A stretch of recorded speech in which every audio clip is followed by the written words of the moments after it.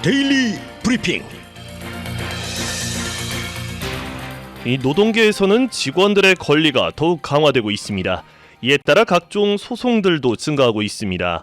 이와 더불어 노동법이 요구하는 새로운 포스터도 추가 게시해야 한다는 소식입니다. 주찬호 노동법 전문 변호사와 이야기 나눠봅니다. 변호사님 안녕하십니까? 네, 안녕하세요. 네, 이 직원들의 편의시설 제공 권리가 점점 더 강화되고 있는데요. 따라서 직원들의 업무상 편의시설 제공 요청, 권리 소송이 증가하고 있다는데 이 직원의 편의시설 제공이란 무엇을 뜻합니까? 네, 편의시설 제공이란 미국 장애인법에 따라서 자격을 갖춘 직원이 직무의 필수 기능을 수행할 수 있도록 합당한 편의를 제공해야 됩니다. 네. 예를 들자면 다리가 아파서 앉아야 하면 의자를 제공할 수 있겠고요. 귀가 잘 안 들리는 직원에게는 hearing aid를 줄 수가 있겠고요. 또 한 가지 쉬운 예는 사무실 직원에게 허리나 다리 피곤을 줄이기 위해서 이 발을 올릴 수 있는 발받침, 이 풋스툴을 주는 것도 하나의 편의 제공이 될 수가 있겠습니다. 최근에는 라인 워커들, 조립 라인에서 일하는 직원들의 소송이 늘고 있는데요. 라인 워커들은 물리적인 업무 작업이 많기 때문에 장시간 서 있거나 앉아 있어야 됩니다. 그리고 반복적인 동작으로 도구를 사용하고 다양한 무게와 크기의 부품을 조작해야 됩니다. 많이 보셨겠지만 공장에서 일렬로 서서 앞에서 움직이는 라인에서 일하는 직원들을 라인 워커라고 합니다. 그렇죠, 네. 사실 말 그대로 라인 앞에서 일을 하기 때문에 이 근본적인 라인 작업의 특성이 변경되지 않는 한 이 조립 라인에서 직원에게 편의 제공하는 것은 쉽지가 않습니다. 특히 다른 작업자의 의무에 영향을 줄 수 있기 때문에 상당히 어렵고요. 이 캘리포니아 노동법은 제조업체도 그렇지만 다른 고용주와 마찬가지로 과도한 어려움이 있는 경우 고용주는 합리적인 편의를 제공할 필요가 없습니다. 실제로 법원은 직원에게 이 합리적인 편의 제공을 해야 할 의무가 있지만 제공을 하기 위해서 직원의 필수 기능을 제거하거나 새 일자리를 창출해내야 한다거나 다른 직원을 대체할 것까지는 요구하지 않습니다. 그 이유는 그런 모든 일들이 회사에게는 과도한 어려움이 될 수 있기 때문이 되겠습니다. 그렇다면은 조립 라인 작업자나 또는 뭐 다른 노동자들이 앉아서 작업하기를 요구를 한다면은 고용주의 합리적인 편의 시설은 정확히 어떤 건가요? 네, 캘리포니아 법은 일반적으로 업무의 성격이 합리적으로 의자 사용을 허용한다면 고용주가 직원에게 적합한 의자를 제공하도록 요구하고 있습니다. 캘리포니아 법원은 업무의 성격이라는 문구가 전체 작업장에서 직원의 전체 업무를 뜻하는 것이 아니라 실제로 요구하는 직원의 업무 성격이라고 명확히 발표를 했습니다. 직원이 앉아서 업무하는 것을 요청할 경우에는 다른 작업을 수행하는 데 방해가 되지 않아야 되고요. 합리적으로 앉아있는 것이 허용되는 경우에는 회사가 자리를 제공해야 합니다.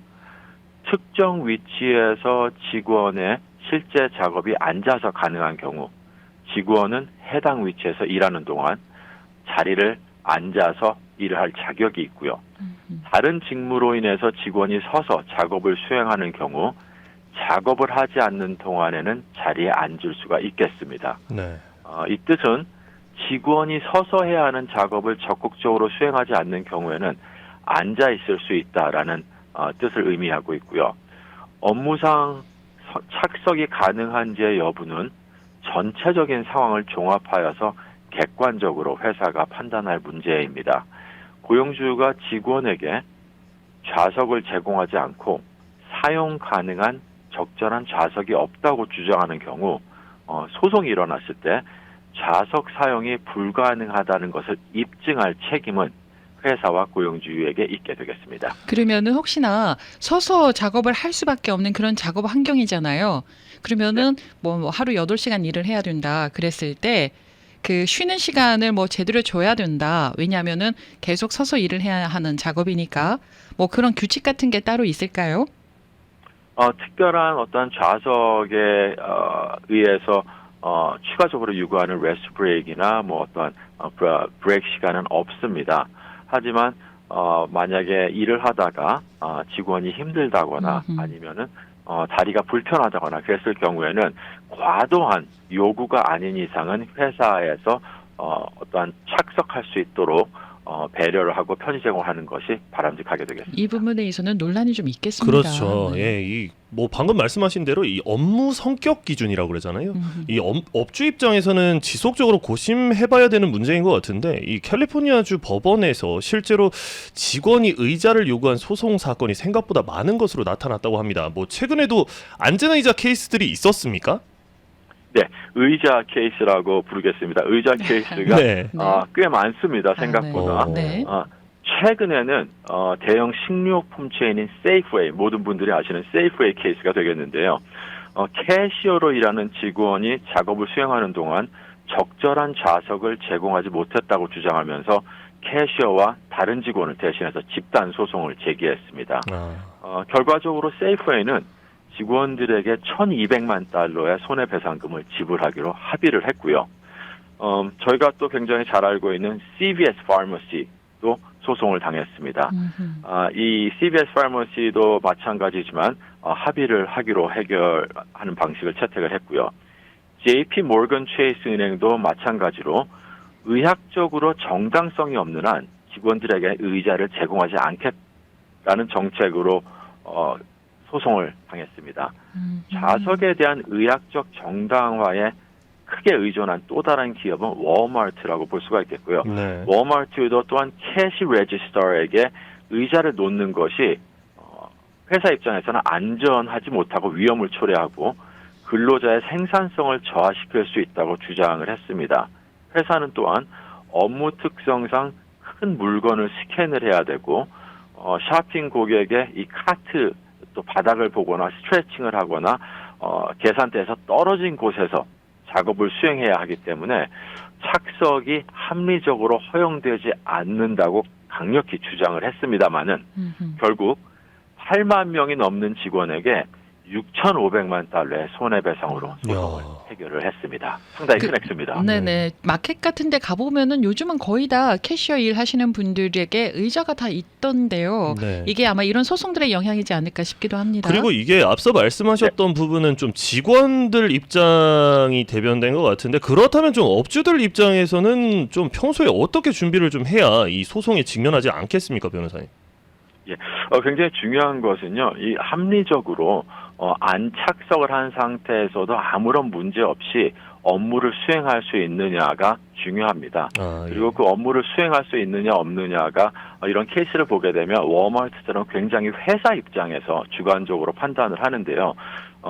법원에서 요구하는 것은 객관적인 판단을 요구합니다. 그래서 회사가 아닌 reasonable person이 봤을 때 캐시어들처럼 일어나서 업무 수행을 할 때도 있고 아니면 앉아서 쉬거나 업무 수행을 할 수가 있다면 이 착석을 합리적으로 허용해야 된다는 것이 최근 법이 되겠습니다. 네.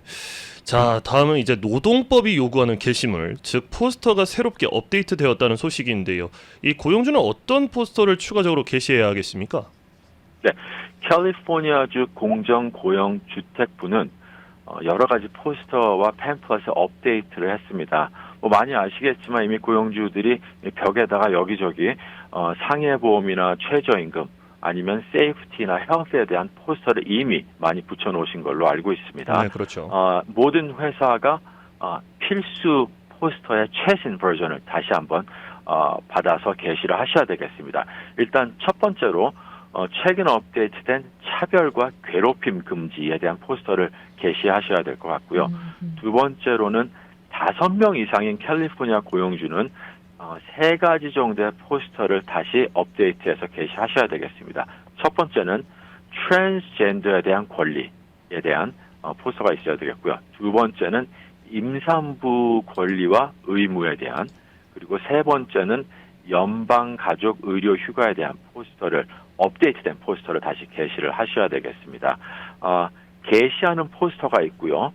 직원들에게 배포해야 되는 또 팸플렛들이 있습니다. 성희롱이 그 중에 하나가 되겠고요. 네. 성희롱 팸플렛과 그 다음에 가정폭력이나 성폭행에 대한 피해자가 어떠한 유급 병가를 쓸 수 있는 그러한 노티스도 함께 제공을 하셔야 되겠습니다.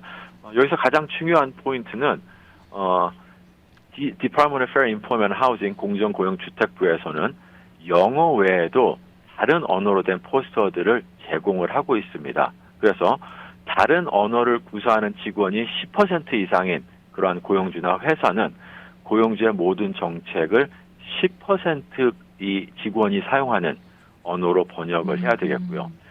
개인적으로 제가 하나 추가적으로 추천을 한다면 일반적으로 직원에게 주는 모든 서면, 노티스나 통지, 그리고 흔히 말하는 핸드북도 동일한 언어로 번역할 것을 강력히 권장해드립니다. 네, 이 번역의 과정에서 단어의 뜻이 좀 미묘하게 차이가 나거나 이럴 수도 있잖아요. 그렇죠. 예. 있을 수 있습니다. 네네. 네. 이런 것 때문에 생기는 문제들도 혹시 있을까요?